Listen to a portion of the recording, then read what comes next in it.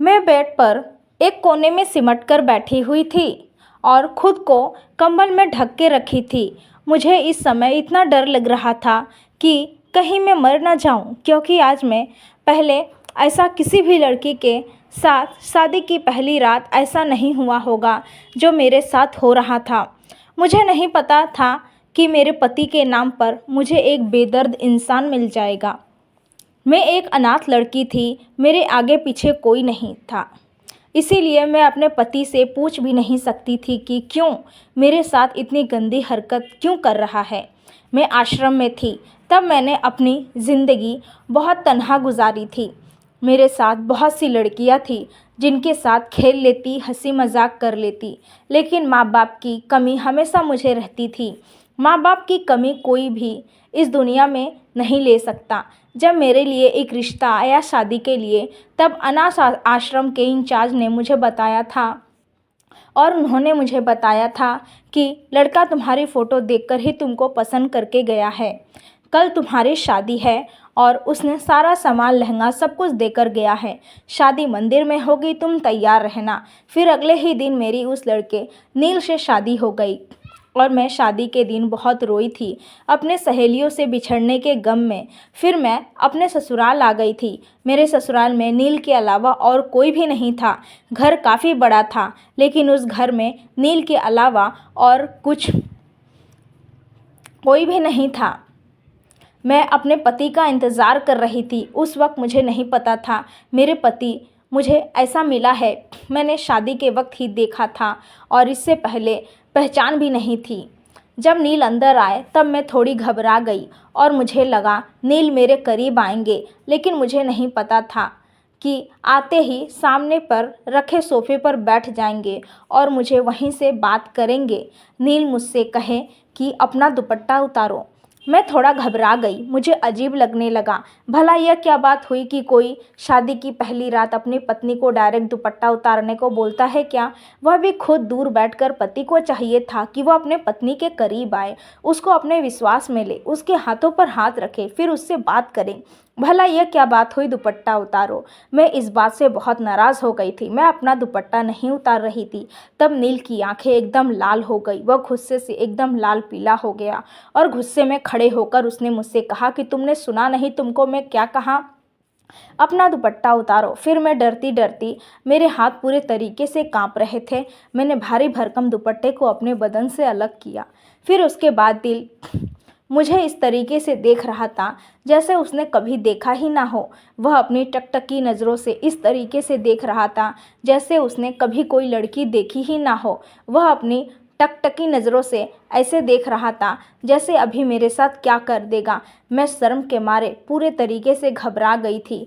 फिर नील की अगली फरमाइश ने मेरे सर पर आसमान गिरा दिया। उसने फिर कहा अपने कपड़े उतारो। मैं हरगिज़ नहीं कर सकती थी। मैं गुस्से में खड़ी हो गई और फिर नील ने कहा तुमने सुना नहीं मैंने क्या कहा? तुमको जितना कह रहा हूँ उतना करो। लेकिन मेरे बाहर जाने लगे। तब मेरा बाल पकड़कर खींच मुझे बेड पर पटक दिया और कहने लगा कि तुम्हारी हैसियत क्या है? तुमको ज़मीन से उठाकर आसमान पर बिठा दिया है। नहीं तो तुम जैसे लड़की के साथ शादी कौन करेगा? और तुम इतने नखरे क्यों दिखा रही हो? मुझे अच्छी तरीके से पता है अनाथ आश्रम में क्या क्या होता है। वहाँ के मर्दों के साथ गुलछर्रे उड़ाती हो और मेरे साथ नखरे दिखा रही हो। यह कैसी बातें कर रहा था? लेकिन मेरे अनाथ आश्रम में तो ऐसा कुछ भी नहीं था। वहाँ के इंचार्ज बहुत अच्छे थे। वह हम सब लड़कियों का बहुत अच्छे से ध्यान रखते थे। हमारी सुरक्षा का पूरे अच्छे से बंदोबस्त था। लेकिन मैंने उनकी एक न सुनी। फिर गुस्से से दिल पागल हो गया और अपने जेब से सिगरेट निकाला और सिगरेट जलाने लगा। फिर जलाता हुआ सिगरेट मेरे लहंगे पर छेद करने लगा। फिर कहने लगा जल्दी से उतारो नहीं तो पूरा लहंगा ही जला दूंगा। मैं बहुत डर गई, घबरा गई। मुझे लगा कहीं सच में मेरा लहंगा जला न दे। मैंने लहंगा उतारा और सारे कपड़े उतार कर फेंक दिए और खुद को चादर में लपेट लिया था मैंने। फिर नीलू सोफे पर बैठ और मुझे देखकर हंसने लगा। फिर वो बाहर चला गया। फिर कुछ देर बाद अपने साथ कुछ कपड़े लेकर आया और मुझे बोला यह लो, पहन लो, बाहर आओ। तब मैं बाहर आई। तब नील ने कहा, मेरे लिए खाना बनाओ, मुझे भूख लगी है। फिर मैं किचन में आई, खाना बनाने लगी। मैं बहुत डर गई थी, मुझे बहुत डर लग रहा था। फिर मैं रोती रोती कैसे भी मैंने खाना बना दिया। फिर नील ने खाना खाया। उसके बाद मैं अपने कमरे में आकर सो गई। नील कमरे में नहीं आए थे, वो बाहर बैठकर हॉल में टीवी देख रहे थे। सुबह जब मैं उठी तब नील मेरे पास आए और बोले कि कल रात को तुम्हें जो हरकत की है आज मत करना, नहीं तो आज तुमको मैं नहीं छोड़ूंगा। मैं और भी ज़्यादा डर गई थी। मैंने सोच लिया था अब यह आदमी ऐसा क्या करने वाला है। मुझे इस बात आदमी से बहुत डर लगने लगा।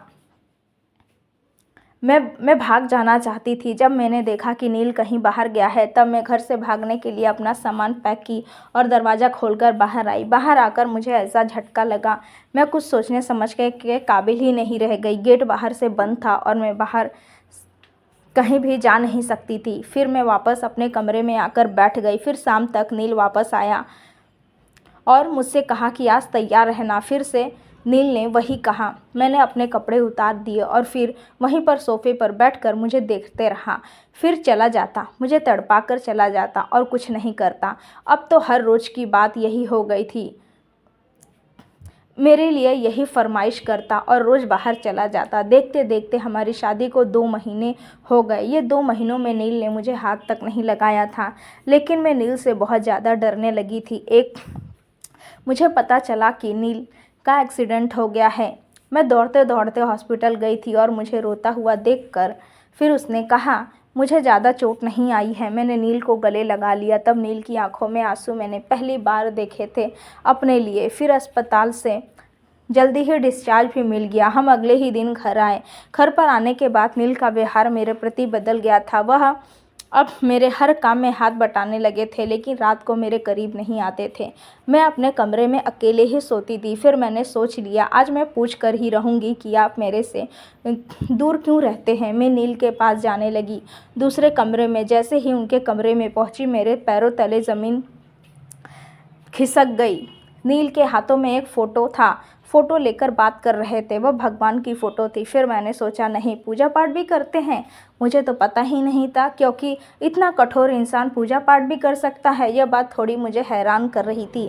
फिर मैं नील के पास आई और उनसे पूछ ही लिया कि आप मेरे से दूर क्यों रहते हैं। मैं आपकी पत्नी हूँ, मुझे मेरा हक चाहिए।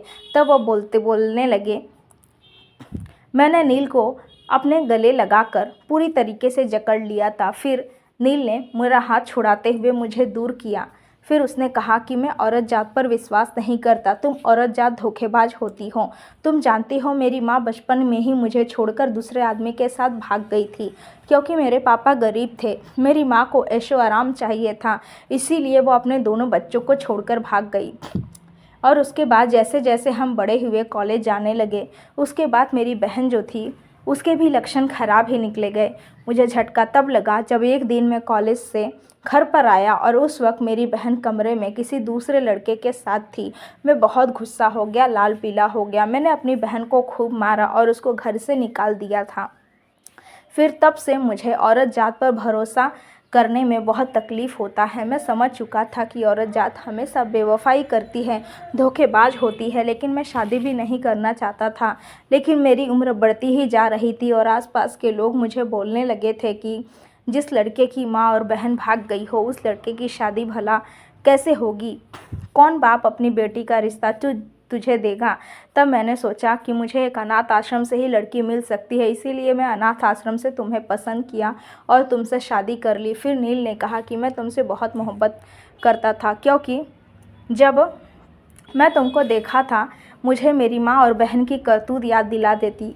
तुम अस्पताल में मेरे लिए दौड़ी दौड़ी आई थी। मुझे उस वक्त बहुत अच्छा लगा था। मैंने सोचा तुम्हारे साथ इतना भला बुरा किया, लेकिन फिर भी मेरे मुश्किल वक्त में तुम्हें मेरी तकलीफ़ देखकर तुम्हें भी तकलीफ़ होती है। उसके बाद से मैं तुम्हारे लिए मेरे दिल में कुछ होने लगा था। मैं तुम्हारे बारे में सोचने लगा था, लेकिन मैं अपने बर्ताव से शर्मिंदा था। सोच रहा था किस तरीके से तुम्हारे पास आऊँ, इसीलिए तुमसे दूर दूर रह रहा हूँ। बोलते हुए नील रो रहे थे और हाथ जोड़कर मुझसे माफ़ी मांगने लगे। मैंने उनके हाथ पकड़कर चूम लिया। फिर हम दोनों एक दूसरे को गले लगाकर रोने लगे। उसके बाद नील पूरी तरीके से बदल गए। वह मेरे बहुत अच्छे हमसफ़र बन चुके हैं। हमारी ज़िंदगी बहुत अच्छे से बीत रही है। मैं नील के साथ बहुत खुश हूँ। कि एक अनाथ लड़की को इतना अच्छा जीवन साथी मिल गया है। उम्मीद है दोस्तों आपको ये कहानी ज़रूर पसंद आई होगी। कहानी पसंद आई है तो वीडियो को लाइक और अपने दोस्तों को शेयर करना ना भूलें। ऐसी ही कहानियाँ सुनने के लिए हमारे चैनल को सब्सक्राइब ज़रूर करें। नोटिफिकेशन बेल को ऑल करना ना भूलें, जिससे आने वाली हर वीडियो की अपडेट सबसे पहले आपको मिले। थैंक्स फॉर वॉचिंग दोस्तों।